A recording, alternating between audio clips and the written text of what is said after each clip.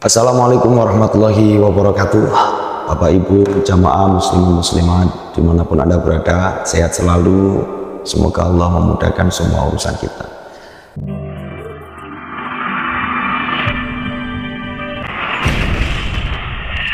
Alhamdulillah, pada kali ini kita akan melanjutkan pembahasan tentang tempat-tempat di mana sajakah makanul mustajabah, tempat-tempat Bapak Ibu bisa berdoa yang mustajabah ketika di Makkah dan Madinah.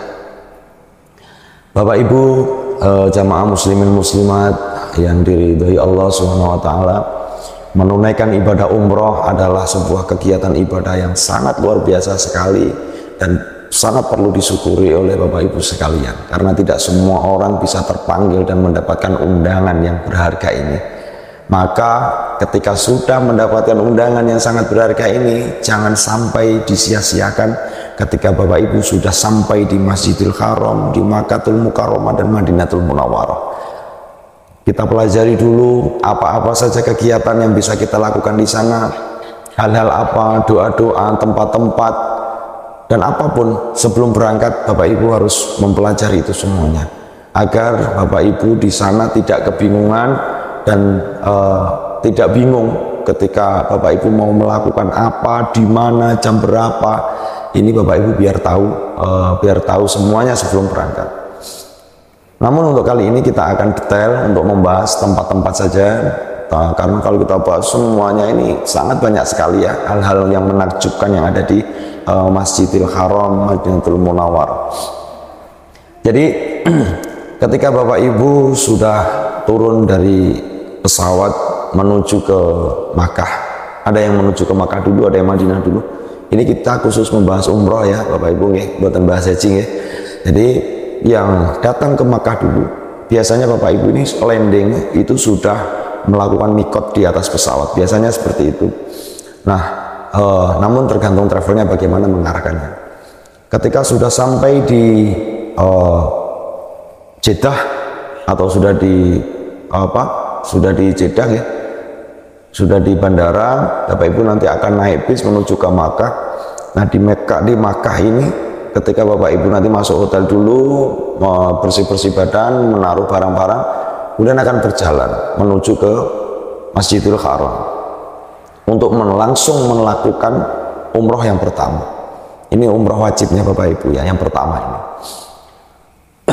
Ketika sudah memasuki Masjidil Haram, Bapak Ibu nanti akan sangat takjub sekali ketika mulai melihat bangunannya, masjidnya. Apalagi Bapak Ibu sudah mulai Allahumma antas salam wa minkas salam wa ilaikas salam dan seterusnya. Pertama kali melihat Ka'bah, luar biasa, luar biasa. Jadi sehebat apapun, setinggi apapun jabatan kita, rasanya kita itu kecil sekali ketika sudah melihat Ka'bah. Betul, itu yang kami rasakan. Ya, semoga Bapak Ibu juga bisa merasakan kenikmatan itu semuanya. Karena mungkin ada 1-2 jamaah yang tidak merasakan kenikmatan itu, mungkin karena niatnya atau bagaimana. Nah, di dalam Masjidil Haram ini banyak tempat-tempat, ada beberapa tempat yang mustajabah. Mustajabah ini ketika Bapak Ibu melakukan doa di situ, insya Allah doa Bapak Ibu ini tidak akan tertolak. Tidak akan tertolak artinya diijabah oleh Allah Subhanahu wa taala. Nah, tempat yang pertama adalah Masjidil Haram. Masjidil Haram seluruhnya ini adalah tempat mustajabah. Jadi Bapak Ibu berdoa di sisi manapun di Masjidil Haram, insya Allah akan dimudahkan dan diijabah doanya. Kemudian yang kedua ada multazam. Apa itu multazam? Multazam ini adalah tempat atau jarak antara sudut Hajar Aswad dan pintu Ka'bah. Hajar Aswad dan pintu Ka'bah. Karena Ka'bah ini kan kotak ya Bapak Ibu, ada sudut Hajar Aswad dan sudut pintu Ka'bah. Ini namanya multazam, merupakan tempat yang paling utama. Silahkan Bapak Ibu mencurahkan doanya, air matanya, memohon ampunan, memohon hal-hal yang baik, apapun silahkan. Tolong jangan minta-minta yang macem-macem. Apalagi Bapak Ibu mintanya ke Ka'bah, jangan. Jadi Bapak Ibu silakan tetap minta berdoa kepada Allah Subhanahu wa taala yang baik-baik. Terutama untuk urusan yang akhir. Itu diutamakan. Jangan pernah Bapak Ibu sekali-kali meminta atau memohon doa untuk kejelekan orang lain atau mendoakan orang lain agar celaka. Jangan sampai di situ. Hati-hati. Makkah, Madinah, terkhusus di pelataran Ka'bah ini tempat yang sangat luar biasa sekali. Jadi jangan sampai Bapak Ibu terkena hal imbal balik yang tidak baik karena doa yang tidak baik. Oke, yang pertama itu multazam. Yang kedua, Hijr Ismail di bawah mizab atau pancuran Ka'bah atau yang kita kenal dengan talang emas ya. Jadi talang air ini terletak di arah Hijr Ismail, di atasnya Hijr Ismail. Pancuran ini belum ada waktu itu zaman Nabi Ibrahim. Talang ini dibuat oleh suku Quraisy ya, yang bersamaan dengan dibuatnya atap Ka'bah. Di bagian depannya itu tertulisan lafal Bismillahirrahmanirrahim Ar-Rahim. Nah, sedangkan pada sisi kirinya tertuliskan kalimat dalam bahasa Arab yang artinya talang ini diperbaharui pelayan dua tanah suci, Fahd bin Abdul Aziz Al Saud, Raja Arab Saudi. Nah, usai bertawaf, jamaah haji atau umroh biasanya menyempatkan diri berlama-lamaan memanjatkan doa di Hijr Ismail ini. Jadi kalau kita melihat sejarah Hijr Ismail ini dulu waktu pembangunan Ka'bah yang dilakukan oleh Nabi Ibrahim, Nabi Ismail ini masih Ismail kecil. Jadi Ismail kecil ini dulu ikut ayahnya, ikut menata batu bata, ikut membantu bapaknya. Ya, jadi kenapa Hijr? Jadi Hijr Ismail ini sebetulnya juga bagian dari dalamnya Ka'bah, tapi konstruksinya tidak terselesaikan karena ini sebagai napak tilas peninggalannya Nabi Ismail. Ya, makanya kalau kita berdiri, saya berdiri di Hijr Ismail itu tingginya kurang lebih seleher saya, temboknya itu kurang lebih ya sekitar 150-an mungkin ya, 150 cm mungkin. Nah, Bapak Ibu bisa memanjatkan doa di situ dengan cara bagaimana? Karena Hijr Ismail ini termasuk tempat yang mustajabah sehingga banyak ratusan atau ribuan orang juga pengen berebut untuk masuk ke sana.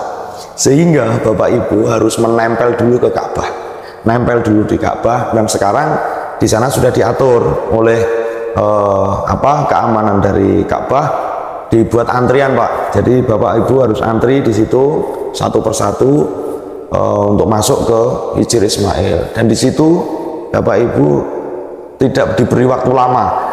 Untuk yang laki-laki hanya 2 soft depan dan belakang untuk sholat sunnah. Nah, ketika sholat sunnah ini, setelah selesai sholat sunnah di Arab Pak, di Masjidil Haram, sebisa mungkin Bapak Ibu kalau berdoa mengangkat tangan ini menghadap ke benda, itu di sana itu tidak begitu diperkenankan. Sehingga lebih baik, ini kalau saya saran, doanya sambil sujud Pak. Kalau Bapak Ibu doanya sambil sujud, ini biasanya dibiarkan, tidak akan mudah untuk diusir atau disuruh pergi. Tapi kalau Bapak Ibu memanjatkan doanya begini sambil nangis-nangis, nggak lama Pak, Bapak Ibu akan dipanggil sama keamanan itu untuk disuruh segera pergi. Tuh, termasuk yang ibu-ibu juga sama seperti itu, jalur antriannya nanti berbeda. Kemudian yang selanjutnya ada rukun Yamani. Nah, rukun Yamani dan Hajar Aswad adalah sandi atau tiang, yakni 4 sudut Ka'bah yang diberi nama rukun Aswad, rukun Iraki, rukun Syami, dan rukun Yamani. Jadi rukun Aswad dikenal dengan Hajar Aswad, merupakan posisi batu hitam yang menurut sebagian riwayat adalah batu yang menggantung setinggi 1,5 meter di atas tanah, ya, atau disebut batu surga juga ada yang menyebut seperti itu. Saat Nabi Ibrahim dan Nabi Ismail mendapatkan perintah dari Allah untuk meninggikan pondasi Ka'bah, jadi Hajar Aswad ini dijadikan salah satu fondasi. Jadi rukun Yamani ini Pak, rukun Yamani ini adalah 4 sudut Ka'bah, 4 sudut Ka'bah, di mana kenapa kok disebut rukun Yamani? Karena ini dari suku Pak. Jadi yang pertama ini adalah rukun Aswad, ini tempatnya Aswad, Hajar Aswad. Kemudian ada rukun Iraki, rukun Syami, dan rukun Yamani. Nah, ini dari dari nama-namanya ini sudah terlihat Pak. Jadi ini adalah konsepnya kalau sekarang ya apa ya, toleransi atau kerukunan ya Pak ya, sebagai simbol seperti itu. Kemudian yang selanjutnya, tempat mustajabah yang selanjutnya adalah di dalamnya Ka'bah. Nah, karena di dalam Ka'bah ini tidak bisa dimasuki oleh sembarangan orang, jadi ruangan ini dipercaya sebagai tempat mustajabah untuk berdoa. Rasulullah SAW pernah membawa Aisyah radhiyallahu anha ke dalam Hijr Ismail. Saat Aisyah meminta izin sholat di dalam Ka'bah, saat itu Rasulullah bersabda, "Ya Aisyah, sholatlah kamu di sini kalau ingin sholat di dalam Ka'bah, karena ini termasuk bagian dari Ka'bah." Yang dimaksud Rasulullah adalah Hijr Ismail ini, lengkungan itu adalah sudah termasuk bagian dari Ka'bah. Ini Rasulullah yang bilang seperti itu. Nah, karena itu tidak dibenarkan seorang bertawaf dalam area Hijr Ismail, karena Hijr Ismail ini merupakan bagian dari Ka'bah. Saat haji dan umroh, makanya jemaah harus antri untuk masuk ke Hijr Ismail ini, dan yang tidak terlalu luas karena tempatnya ya. Jadi usai sholat sunnah mutlak, mereka biasanya memuaskan diri untuk berdoa dan sebagainya seperti yang tadi saya sebutkan. Kemudian tempat Makanul Mustajabah yang selanjutnya adalah di antara sa'i di antara Bukit Sofa dan Bukit Marwah. Nah, sa'i ini berjalan sebanyak 7 kali putaran atau 7 kali lalu lalang, dimulai dari Sofa ke Marwah. Dari Sofa dulu, Sofa ke Marwah ini dihitung 1, nanti Marwah ke Sofa dihitung 2. Nah, ini jalurnya sekarang sudah dibuat 1 jalur Pak. Jadi jalur ke, ibaratnya jalur ke utara dan jalur ke selatan, ini sudah beda jalurnya. Jadi Bapak Ibu tenang, enggak usah takut berbenturan dengan yang berlawanan arah. Nah, prosesnya ini dilakukan setelah tawaf Pak, urutannya Pak. Enggak boleh Bapak Ibu sa'i dulu baru tawaf, enggak boleh. Ini harus urut. Tawaf dulu 7 putaran mengelilingi Ka'bah, baru Bapak Ibu bergeser ke sedikit, kalau menurut saya itu ke timur arahnya ya. Enggak tahu ya kalau arahnya yang betul kemana itu. Menurut saya itu ke timur ya. Itu lokasinya itu di sebelah timurnya. Nah, ini 2 bukit Pak, sa'i dan Sofa dan Marwah ini 2 bukit, tapi bukitnya ini jangan dibayangkan bukit yang gunung tinggi, tidak Pak. Jadi bukitnya ini bukit kecil Pak, bukit-bukit kecil yang sudah ditata, sudah diberi pagar, jadi tidak orang-orang tidak bisa masuk naik ke atasnya, tidak. Dan ini bukitnya ini sudah hampir rata dengan keramik Pak, rata dengan marmer, jadi namun batu-batuannya ini masih kelihatan.